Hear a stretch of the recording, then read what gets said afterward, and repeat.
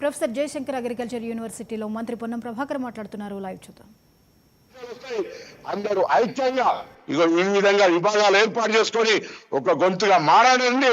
తెలంగాణ ఉద్యమంలో ఎట్లయితే joint action committee పేరు మీద ఇలా ప్రొఫెసర్ జయశంకర్ గారు ఇచ్చిన స్ఫూర్తి భావజాల వ్యాప్తి మనకు సంబంధించిన ఆకాంక్షల్ని మనం నెరవేర్చుకోవడానికి మనందరం కూడా ఒక స్ఫూర్తితో స్పిరిట్ తోటి నడవాలని సందర్భంగా నేను కోరుతా ఉన్నా. తప్పకుండా అన్నగారు మారుతున్న కాలంలో ఏదో సాంకేతిక అగ్రికల్చర్ కోర్సుల్లో కూడా కొంత ఇంటర్నేషనల్ స్టాండర్డ్స్ ఉండాలని మా పిల్లల్ని 3 సంవత్సరాలు ఇక్కడ దానికి ఫైనాన్షియల్ అసిస్టెన్స్ కావాలన్నారు.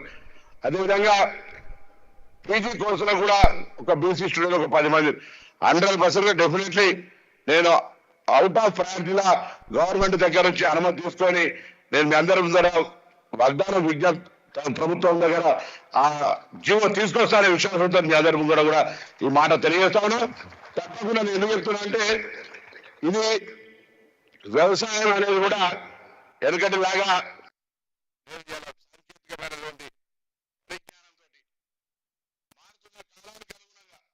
అనేక వాతావరణ పరిస్థితుల మార్పుకు అనుగుణంగా విత్తనాల హైబ్రిడ్ దాని తర్వాత అనేక రకాలుగా మార్పుల సందర్భంగా జరుగుతున్న ఈ పరిణామాల్లో కొంత ఇంకా శాస్త్రవేత్తలకు సంబంధించి ఇంకా జ్ఞాన సంపదను పెంపుకోవడానికి వివిధ దేశాల్లో ఉన్నటువంటి ఆ యొక్క నాలెడ్జ్ ను ఇంప్రూవ్మెంట్ చేసుకోవడం జరిగే ఈ ప్రక్రియలో నేను తప్పకుండా మీకు సహకరిస్తాననే మాట మనవి చేస్తూ మరొకసారి ఈ సందర్భంగా నేను ఒకటే ఈ వేదిక ఇవాళ ప్రారంభమైంది.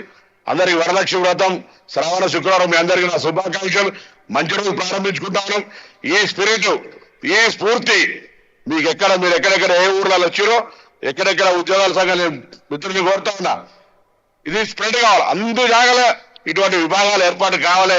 నేను మా మల్లేశ్వర అని ఉన్నాడు ఇక్కడ. మల్లేశ్వర కూడా చాలా కాలంగా అంటే తనకు ప్రతినిధి పాత్రికేయుడిగా ఉన్న ఈ యొక్క విభాగం ఇటువంటిది ప్రతి కేంద్రంలో ఒక యూనిట్గా ఏర్పడాలి. అందుకు నేను పూర్తిగా నా సహాయ సహకారాలు నా భాగస్వామ్యం ఉంటుందనే మాట మనం చేస్తూ మరొకసారి వ్యవసాయ విద్యాలయానికి సంబంధించి ఈ యూనివర్సిటీకి సంబంధించినటువంటి విభాగాలు ఎక్కడెక్కడ ఊర్లలో ఉన్నాయో వాటన్నిటి విద్యార్థులకు సంబంధించిన రవాణా సౌకర్యం ఇష్యూ చెప్పినారు.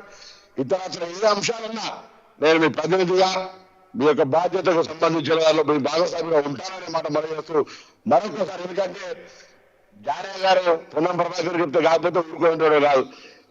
సగం మంది క్యాబినెట్ వారికి స్నేహితులు సగం ముఖ్యమంత్రి గారి దగ్గర కూడా నాకు ఇది కావాలని అడిగేటువంటి మనస్సుతో ఉన్నటువంటి వ్యక్తి కాబట్టి జానయ్య గారు ఏదైనా పట్టుకుంటే సాధిస్తారు.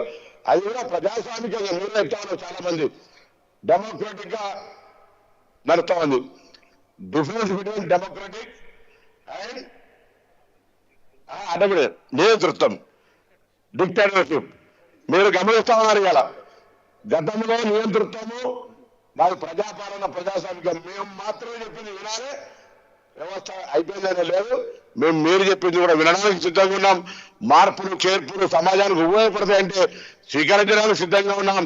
ఈరోజు ఈ విద్యాలయాల లోపల వ్యవస్థను భవిష్యత్ సమాజానికి ఇందులో ఒక ప్రొఫెషనల్ కోర్సుని రైతాంగానికి ఉపయోగపడేటువంటి వ్యవస్థ కాబట్టి రైతు దేశానికి వెన్నెముక అటువంటి వాళ్ళకు ఒక సంఘీభావం చెప్పడం నా సామాజిక బాధ్యతగా నేను